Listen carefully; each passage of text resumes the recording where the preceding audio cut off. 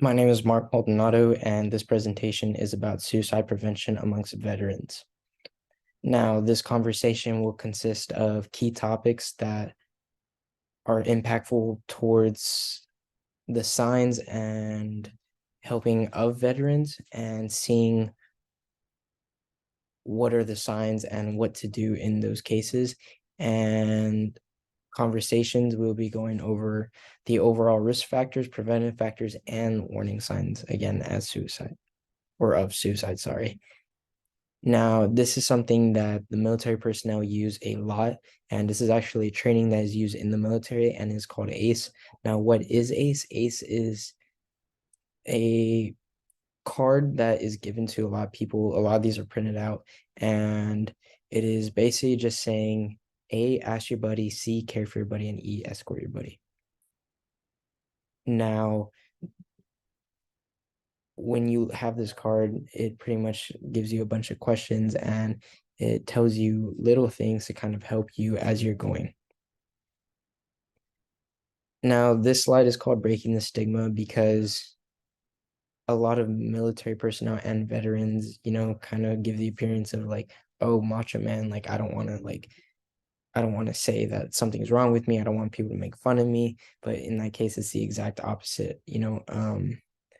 Talk about open mental health is a big one because even from experience, there's a lot of personnel who do not like to talk about this. I was personally ACE certified, so I've seen a lot of military personnel who just do not like to talk about it, and you have to really pull them aside and like have like just a really like good talk with them and like make sure they know that it's okay.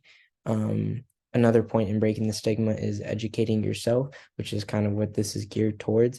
Equality between physical and mental health. And I mean that as in the whole like macho man, someone's like big, 220 something pounds, like 6'3", and people would think like there's nothing wrong with them, but in reality, mentally, they're not doing the same.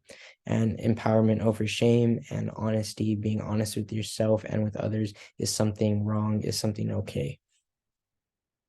Statistics. Now, this is one statistic I did find, and it is basically saying the capacity of deaths from suicide to people killed in combat in the past 20 years.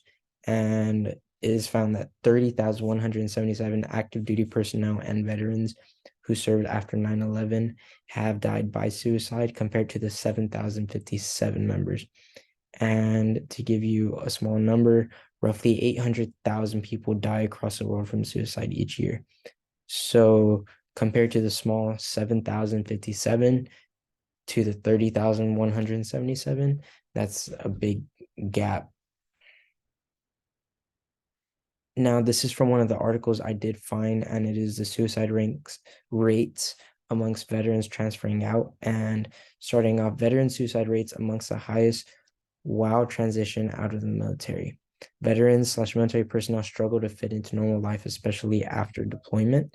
Not many services are being offered from the DoD except one, and it is pretty much just a survey that tells you if you are suicidal or not. Now, this citation is from the Deadly Gap and is obviously understanding suicide among veterans transitioning out of the military from the Psychiatry Research, Volume 300.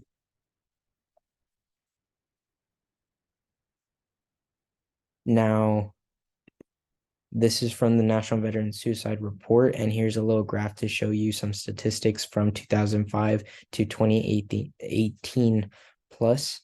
And on average, 86 adults are veterans who commit suicide every single day. And 58% of those veterans who passed by suicide were either diagnosed with mental health issues or substance abuse issues. And the highest age group is between the ages of 18 through 34. And a lot of that is because of people with PTSD or trauma from being in combat or being deployed overseas. And this citation is from the National Veteran Suicide Prevention Annual Report from the Office of Mental Health and Suicide Prevention from the U.S. Department of Veterans Affairs. Now, warning signs. Risk factors are attempted suicide in the past, failed relationships/relationship strains, any sort of mental health issues or substance abuse issues, legal actions. So, say someone were to keeps getting into bar fights and they keep getting arrested, financial problems, and etc. Now, having risk factors in your life doesn't mean that you have to think about or commit suicide, but this is something that is very common amongst veterans or military personnel who die by suicide. Now, protective factors that people could do are sources of support, like connections with others and counseling, and commitment to practices that maintain good health, such as either going to therapy, going to meetings, waking up in the morning to go work out as routine as you're used to being in the military. Warning signs, risks and warning signs may sometimes overlap, but warning signs may indicate imminent danger of suicide. Now, warning signs are a little bit different from risk factors. Those are people saying, like, joking around, how they're like they may commit suicide, how they may want to like, oh, I'm just gonna go jump off a bridge. Like people who like say things like that. Um, those are warning signs and signs of imminent danger. People who you see clear factors that they're, not being themselves and they're doing things really out of the ordinary. Now, these are just some discussion questions to ask and even think about. These are questions that you could either ask yourself or that you could ask someone else.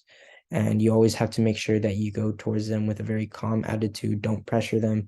Don't like force them to answer these, but these are very good questions that, like I said, to either think about or that you could ask them. Now, these are my references, and I have used all three. The first one is the National Veteran Suicide Prevention Annual Report. Second is Suicide and Life-Threatening Behavior. And third was from the Deadly Gap about understanding suicide among veterans transitioning out.